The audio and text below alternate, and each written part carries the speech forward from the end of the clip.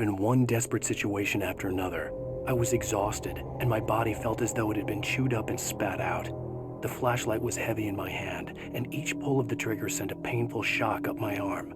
But I was finally out of the woods, and things were looking up. That's when I heard the chainsaw.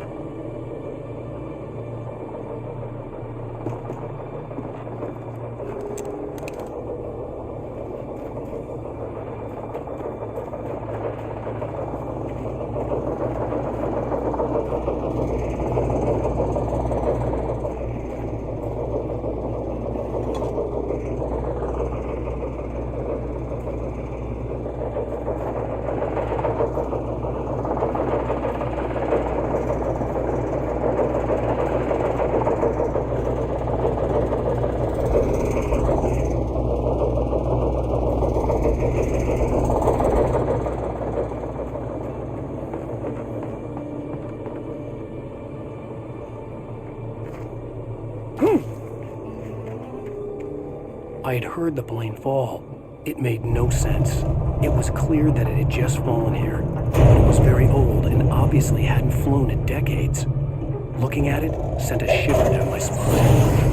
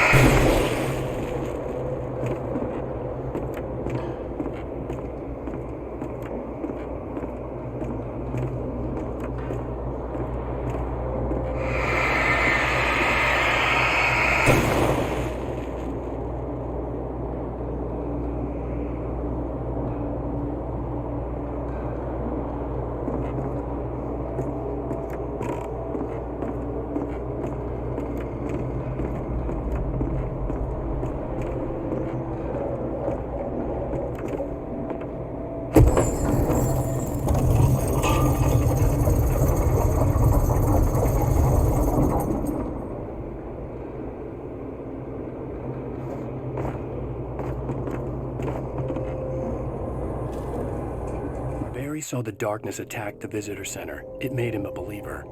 The men Al said he'd shot, they hadn't been just locals on crank. Somehow the world had changed, like the channel had been switched without warning. You think you're watching a sitcom, and you're really watching a horror show. When the birds started attacking the cabin, Barry wasn't surprised, just terrified.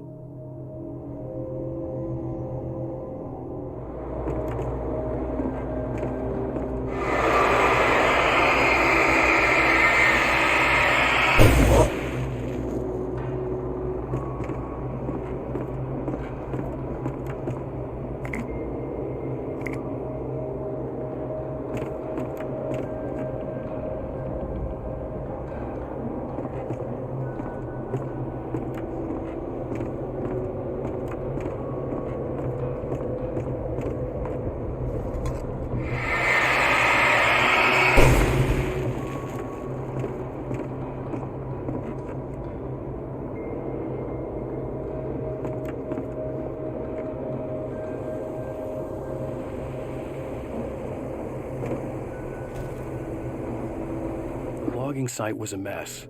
The modular office had been pushed off the cliff. Deputy Thornton climbed up from the wreckage excited, breathing hard from the exertion. Nobody there. It's weird. Don't you think that's weird? Bored, Mulligan let out a mighty snort. Hell, it's always weird, Thornton. Just a question of sorting out what kind of weird it is this time around.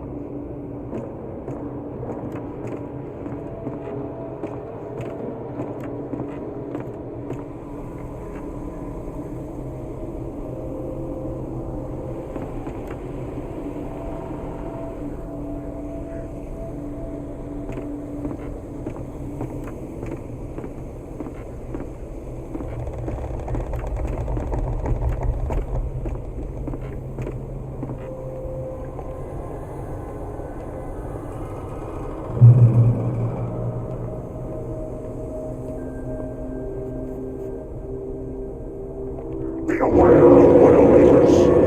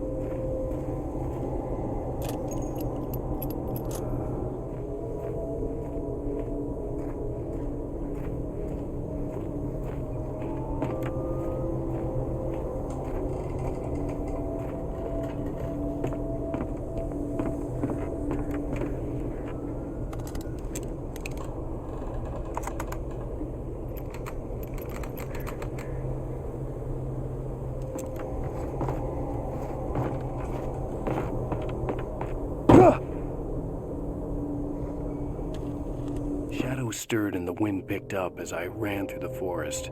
I felt the dark presence turning its gaze toward me.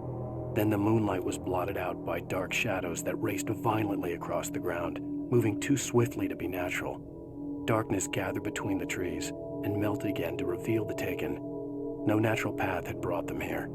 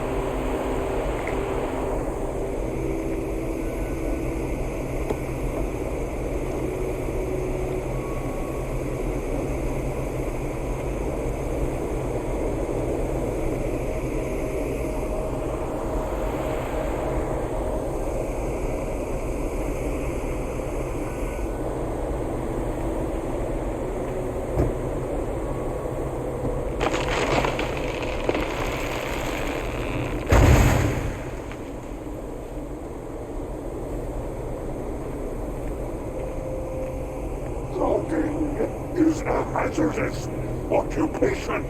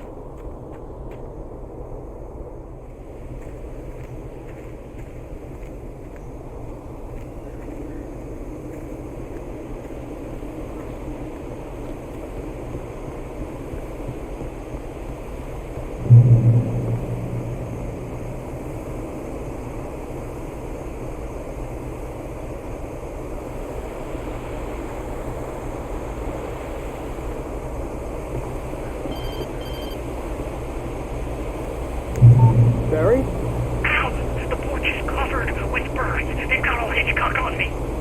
Stay out of sight. I'm on my way. Don't open the door. What, am I crazy? Stay hidden.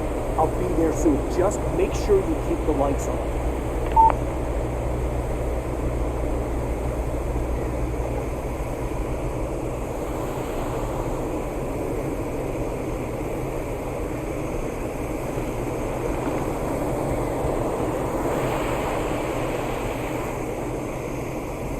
I still had to reach Barry at the cabin, but at least I was out of the woods.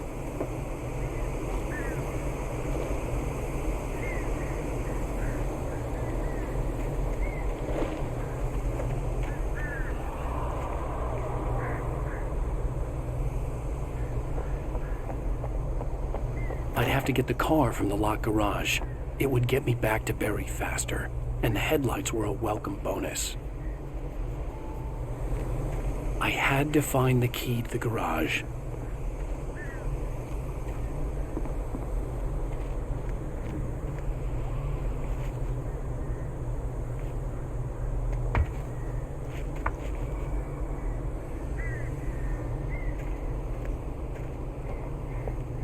I needed the garage key to get to the car.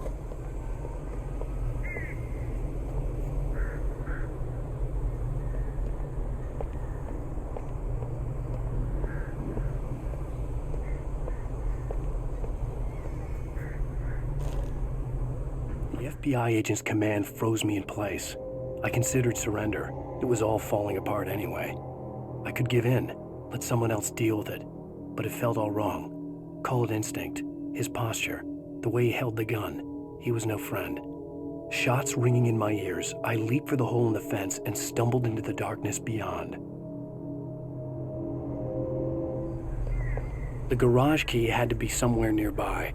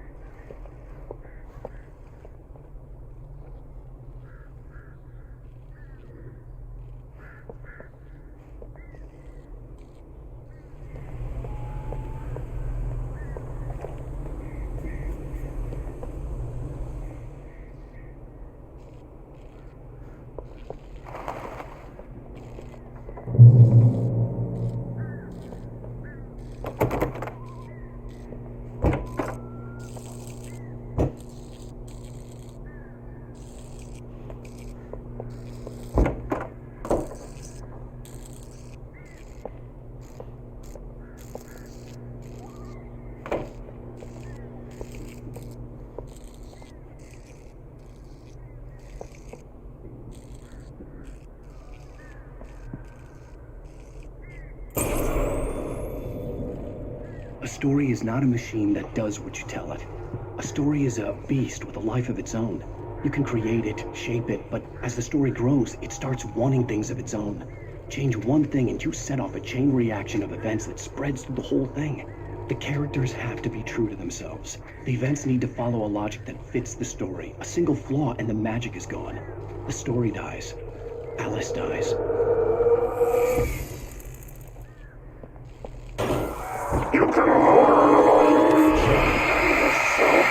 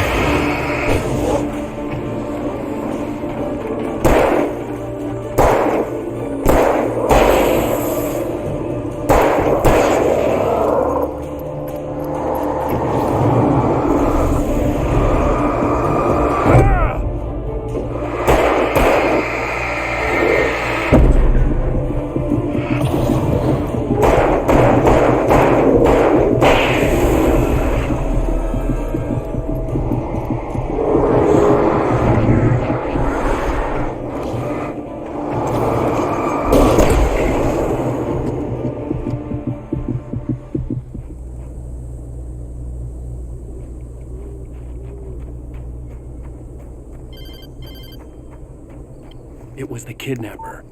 You son of a bitch! Where's my wife? Enough horseplay, Wake.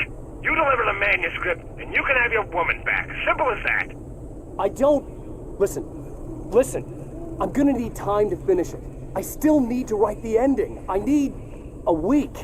It's not done? I need a week. 2 days. The old Bright Falls coal mine is nearby. You can find it easy, city boy. The main building, there at noon. You bring the manuscript, you'll get your wife. If not, well, get me? Yes, I get you.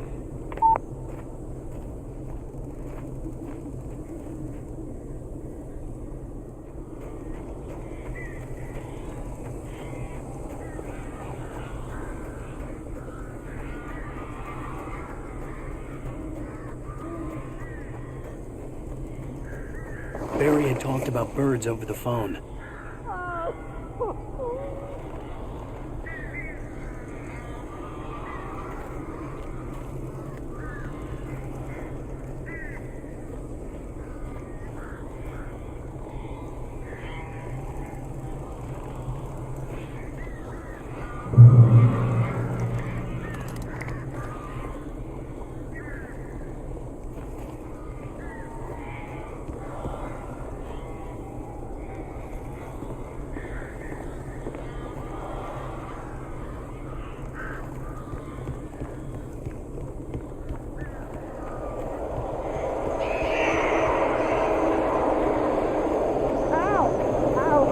So glad you're here. A couple of them got in here before it lost the chimney. This isn't normal. These birds are weird.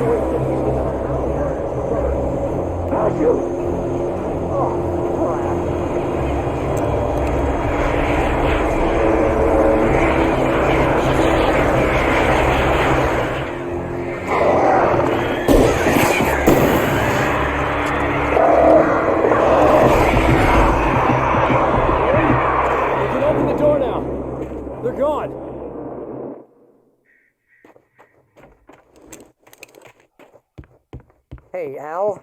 I'm sorry for thinking you were having a psychotic episode, man. I sent Barry to the town to ask around about a man fitting the kidnapper's description. He'd go through the archives of the local paper. Perhaps he could learn something. Anything about the island and the cabin that had disappeared. The man wanted a manuscript.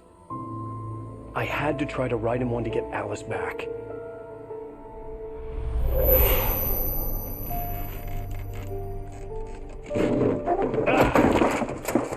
For me, the supernatural had always been nothing but a metaphor for the human psyche, a tool to use in writing fiction. Now, it was happening for real, and I couldn't put a single word on paper.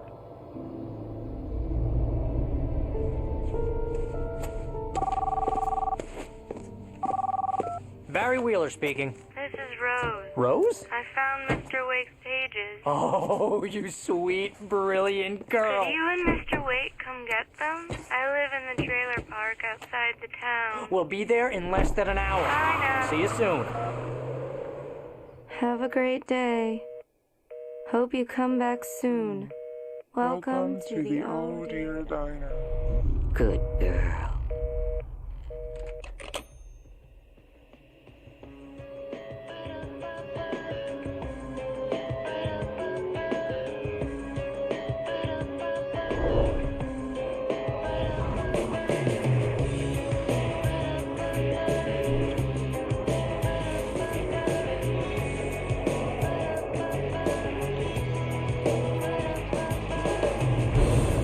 Come here.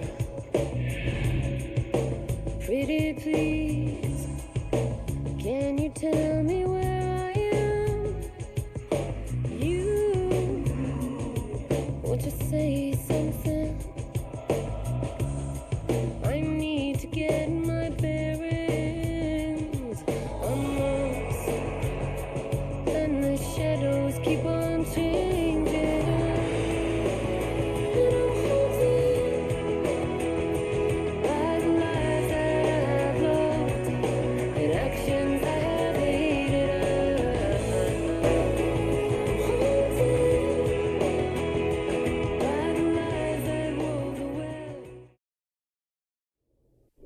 How the hell did she get her hands on the manuscript anyway? I don't know. She's resourceful. I told you you were too hard on her. Listen, I found out all sorts of interesting stuff while I was digging around. Yeah. Mr. Wake, it's Sheriff Breaker. We have an FBI agent here, Agent Nightingale. FBI?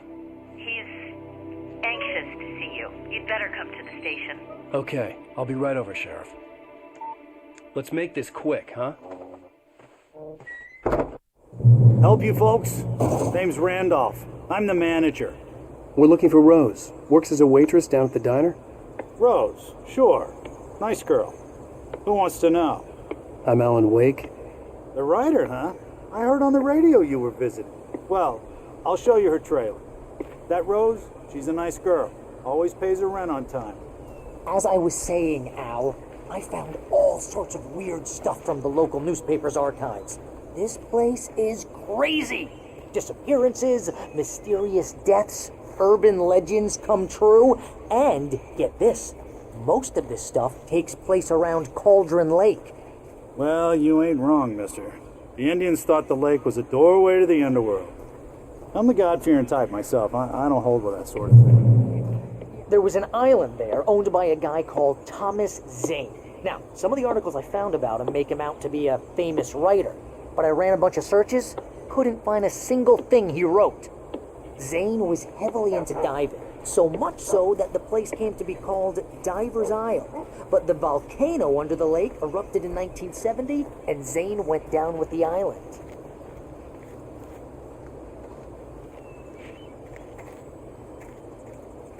Yeah, how about that? It was there in the morning, as if it had fallen from the sky. But it would take a tornado to lift something like that. We're damn lucky it didn't crush any of the trailers. Come on, mister. I'll take you to Rose's trailer.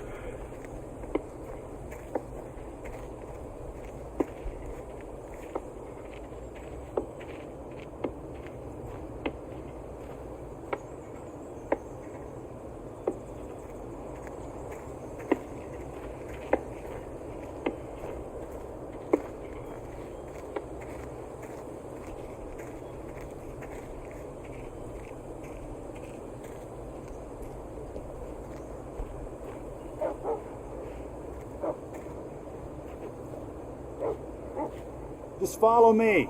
It's not far.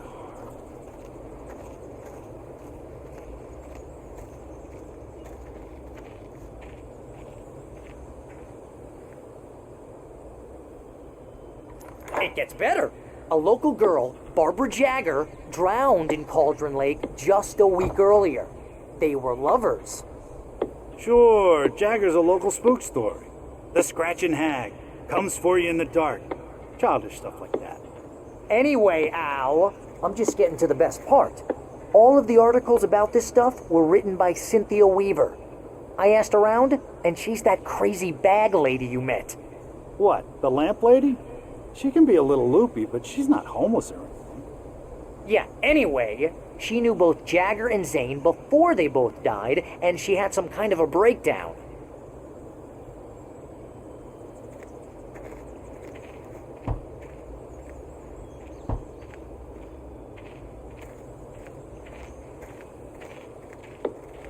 This here's Rose's trailer. You mind me asking what you want with her? We're just here to talk to her, pal.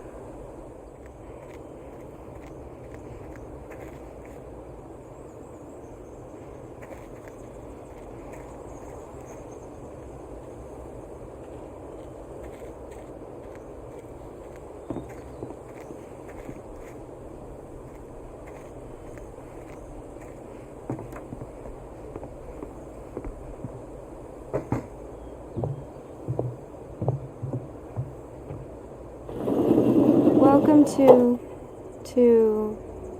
Oh dear, Mr. Wake.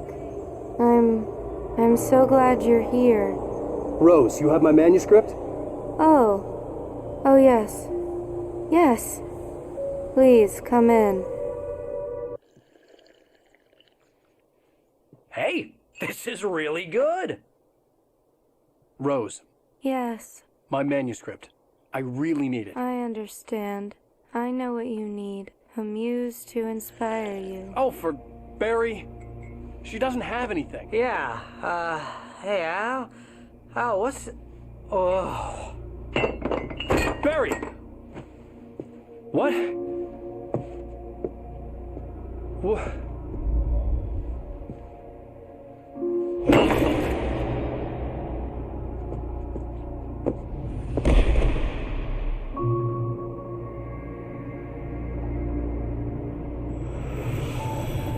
It's coming for you, hiding in my barber's skin. I'm too weak to stop it. You must turn the lights on.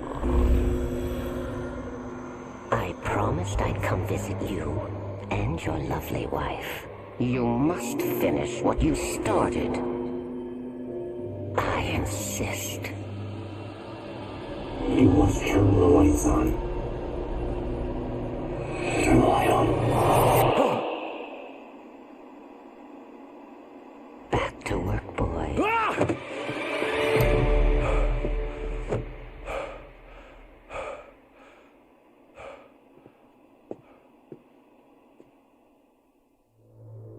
I felt nauseous, hungover. Only anger kept me going. I can't tell reality from dream anymore, but it seems I have an imaginary editor to help me. She's an old woman in a funeral dress. I call her Barbara Jagger. She's very strict. I'm writing faster and faster. My manuscript is being heavily revised. The edits are getting very aggressive, and each day there's less of me and more of her. I hate it, but I know she's right. She promises me I can save Alice this way. She knows more of this than I do. About the complex incantation I'm attempting. About this place. She's worked with another writer under similar circumstances, Thomas Zane. The genre of the story seems to be shifting. It's turning into a horror story. I'm getting close. I can feel it.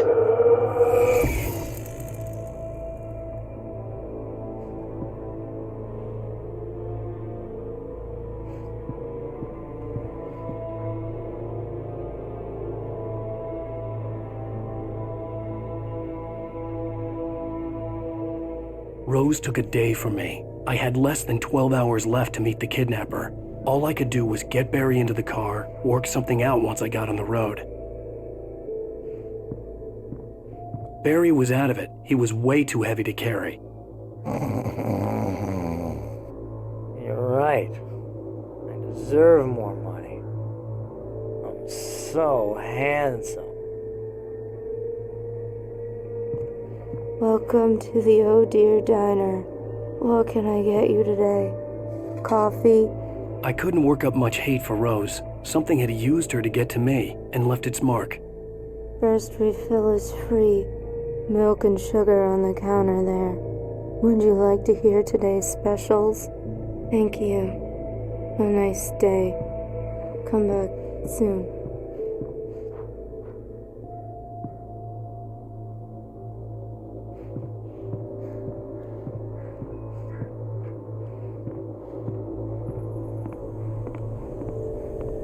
My gun and flashlight were gone. I'd have to find a way to get Barry into the car as quickly as possible. There was no time to waste. Mr. Randolph liked Rose. That little smile she had. How she was still sweet when life had tried so hard to make her bitter. It wasn't any of his business what she did in her trailer. But those strangers, the writer and his smart-ass sidekick, looked like trouble. And they'd been in there for hours, way past her normal bedtime.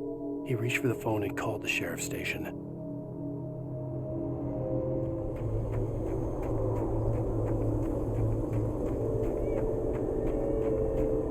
Oh, you're gonna get it now.